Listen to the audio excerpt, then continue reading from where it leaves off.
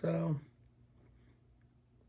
I think things have gotten out of hand with my computer for recording and all this stuff I've installed on here for the last 3 years. Unfortunately, sometimes you've got to clean everything off the computer, restore it back to its original state, and then start all over again. And I'm going to have to do that here. Unfortunately, I have to do that. So I'm making a list of all these programs I've got. It's a lot to back up, things I have to do, backing up stuff, and then I have to I've got to bite the bullet and restore this thing back to its original state. Start over and get all the content that's dragging my computer down to the hard drive and everything installed properly in one single path. So,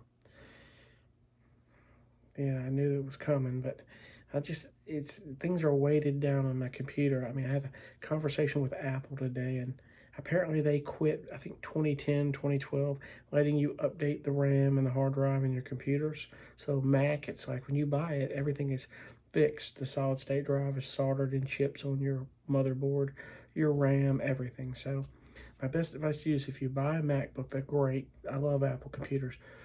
Get as much RAM as you can get on it, as much hard drive space.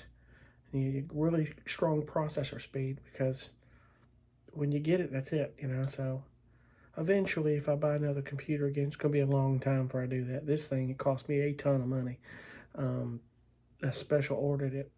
I would make sure I have as much RAM as I can get on this thing. So I need by then they'll probably have a lot faster computers. I mean, a lot faster processors and more RAM on these as time goes on from 3 years ago. Technology just progresses so much with computers, it's unbelievable. So, but anyway, I'm thinking about taking a trip this weekend. I've been talking about it. I think I'm going to take a little drive over 3 or 4 days next week, or this coming weekend, for this next one. And I'm thinking I'm just going to get in the van and go. I'm going to go to Hunting Island for a day and a night. I'm going to maybe go through Tybee again in Savannah.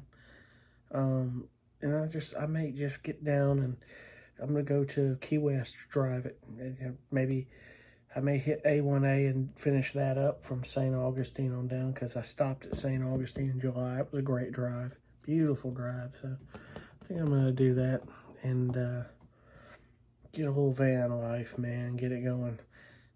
Pretty much know where I would stay.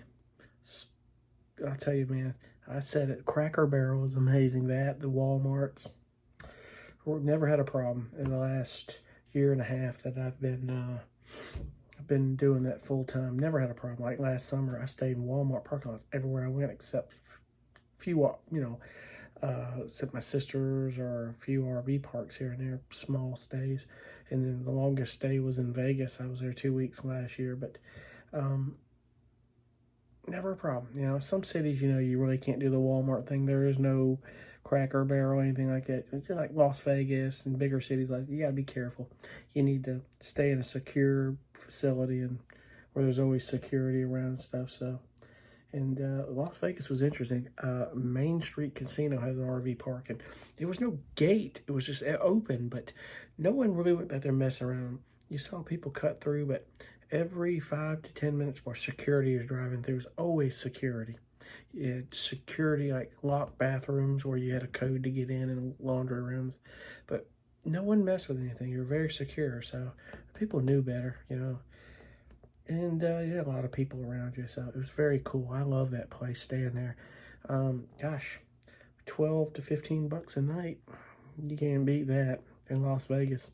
That's the ideal way to do it. So, but anyway, I'm going to finish my computer here, and as something cool comes along, I'll cut you in. Be cool. Thank you so much for watching.